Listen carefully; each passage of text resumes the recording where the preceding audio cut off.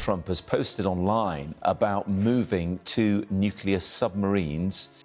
President Trump says he's ordered the deployment of 2 U.S. nuclear submarines to the appropriate regions. A threat was made and we didn't think it was appropriate, so I have to be very careful. So I do that on the basis of safety for our people. A Chinese submarine surfaced just miles from a U.S. carrier strike group. This wasn't a random encounter, it was a deliberate probe in one of the most dangerous seas on Earth. Every move, every sensor ping, and every word on the radio mattered. What would U.S. commanders do when faced with an unpredictable presence this close to their most valuable warship? The answer wasn't firepower. It was restraint, discipline, and a battle of patience that held the line. Stay with this video to see how a calm response became the most powerful weapon in the ocean that day. Before we move on, I'd like to ask you a small favor. If you appreciate this content, please take a second to like this video and subscribe to the channel. Over 98% of you watch the videos without subscribing. It costs you nothing, but it makes a huge difference to us. So, did you click the subscribe button? Great! Thank you so much. Now, back to the video. A steel shadow breaks the surface near a U.S. carrier. It looks like just another shape rolling up from the deep, but it isn't. What surfaced in that moment was a test, sharp as a razor edge, thrown into the path of one of America's most protected warships. In the Philippine Sea, where shallow waters give submarines strange advantages, a Chinese diesel-electric vessel chose to reveal itself at close range. The decision was not an accident. It was a calculated gesture, close enough to trigger alarms, restrained enough to deny obvious hostility. This was not simply another vessel in the water. It was an intruder. The USS Reagan sat at the heart of its strike group, a massive floating airfield flanked by escorts.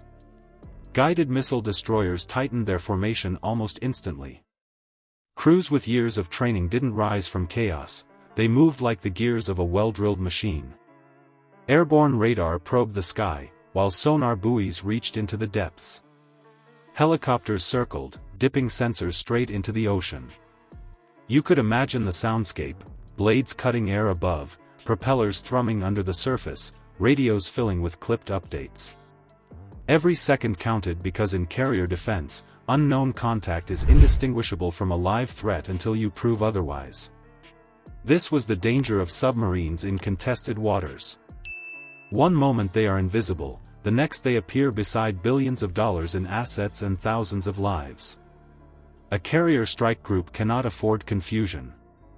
A wrong interpretation can mean a torpedo trail carving up through seawater. And yet, the U.S. answer wasn't violence. No missiles locked on. No warning depth charges rolled overside. What came instead was a voice.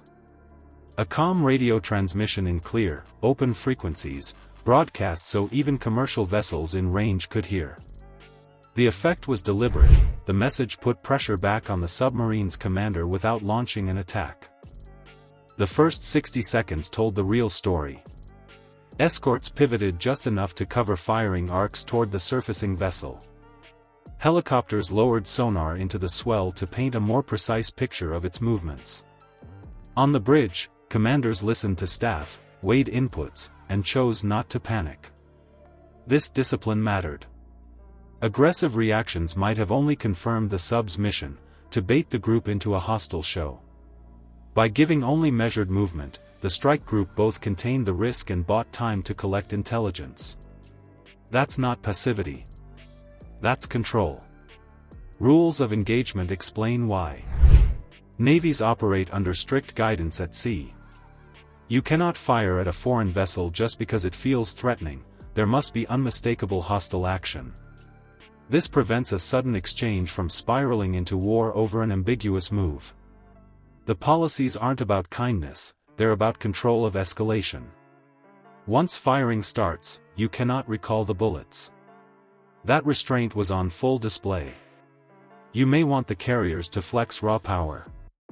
But their real strength lies in avoiding chaos until they can impose conditions of their own choosing. So why hold back when an adversary reveals itself so close? Some assume hesitation signals weakness. But hesitation was never the point. Strategy was. By speaking across common frequencies, the US framed the encounter publicly. Now the submarine's actions were visible to more than just the two navies. Every move from that commander could now be scrutinized, recorded, and studied. In effect, the carrier group turned the attacker into a source of data. That's the true weapon, not a missile streaking skyward, but information gained through calm reaction. Think about the radio call itself. It likely requested immediate identification, declared the safe distance required from the carrier, and reminded the submarine of international navigation safety. Simple words. But each word forced a choice: back away, respond openly, or sit in silence and risk recording of a violation. By broadcasting it in the open, the US delivered both a warning and a net. They didn't press a trigger. They pressed the advantage of transparency, and every radar sweep was logged, every acoustic return archived. This is where discipline transforms into leverage. A tense meeting of steel becomes an opportunity to test detection ranges, catalog acoustic signatures, and record response timing.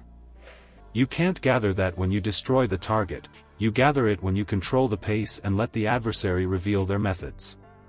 The submarine thought it staged a warning. What it actually provided was intelligence. And so, within minutes, what started as a razor's edge threat shifted into a new kind of battle, one fought with patience, restraint, and the relentless logic of strategy. Now this moment in the Philippine Sea isn't just a scare written off by tense sailors. It stands as a blunt reminder: navies that keep their heads gain more than the ones that fire first. A submarine surfaced close, but what followed wasn't panic. It was method. And that method shows how an encounter at sea can be turned upside down, becoming not just an avoided clash, but a lesson in seizing advantage through contact itself. Patience won that day. No missile trails, no torpedo detonations, just discipline and cool voices on an open channel. The encounter showed that restraint can cut deeper than steel. Information collected, patterns logged, and a submarine commander forced to reveal methods. That's lethality without firing a shot. Now the question shifts to you. What would you have ordered: locked weapons in direct response, or held fire to capture the intelligence payoff? Comment your choice below. And if you want more than headlines, subscribe and join a community that studies modern conflict, where calm judgment under pressure decides who holds the advantage.